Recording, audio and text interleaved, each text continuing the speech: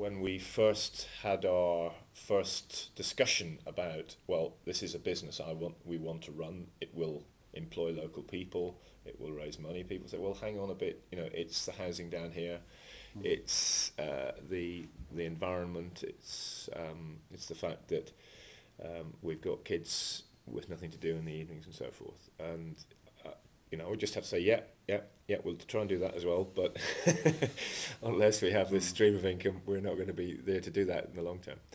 And it's become like this ever since, really. It's a constant balancing act, really, of trying to say, yeah, we've got important community priorities here, but actually now we're more than just a community organisation. We're a part of this local community that does business, and it's a bit of an accident that we do the businesses we do, really, because we're quite opportunistic, but nevertheless the businesses are critical to the future of this organisation.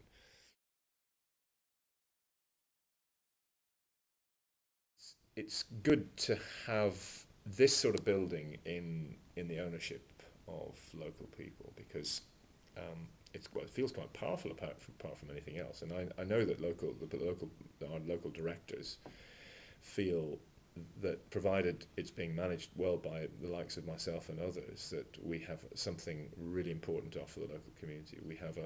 Because we saved this building and refurbished it, the local authority came to us and asked us to run a children's centre within it. Now that's it's a real kind of a sort of a privilege in a way, but the board directors feel really good about that, because it's ASAN's children's centre and we can run it in the way that we feel within the regulatory requirements. So that's why that's one of the reasons why it's good. Of course, if you're effective at asset management, it's a means of securing long-term development. There should be income.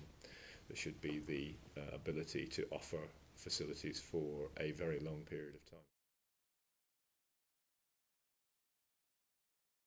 I think there are lots of lessons to be learned, incidentally, from the housing association movement, which we could, in some ways, we could be seeing with community enterprises. We could be seeing in housing associations what went wrong, really, and what we need to learn maybe some lessons from. Because housing associations were set up to serve the local community, and some still do that. Some are quite good at that, but some have completely lost the plot, gone off, become really effectively national housing companies or regional housing companies. Now, we just need to be clear in community enterprises that we don't go off and do something similar, really. That we are still managing assets, but managing them in the way that we originally set up. But we have to be viable. We really do have to be business-like. I just don't think that we can afford not to be quite professional about our approach to asset management, but also very clear about why we exist in the first place, why we were set up, and as far as is possible, not be diverted away from what is really quite an important local agenda. It was the board the local people who started this organisation up in the first place, and they're at the heart of empowerment. Actually, you wouldn't have empowerment, it wouldn't mean anything if there weren't people like our board directors, or before them the volunteers, who came together to say, yeah, we've got to do something here, and it's about making changes in this community, because that's what gives real meaning to empowerment.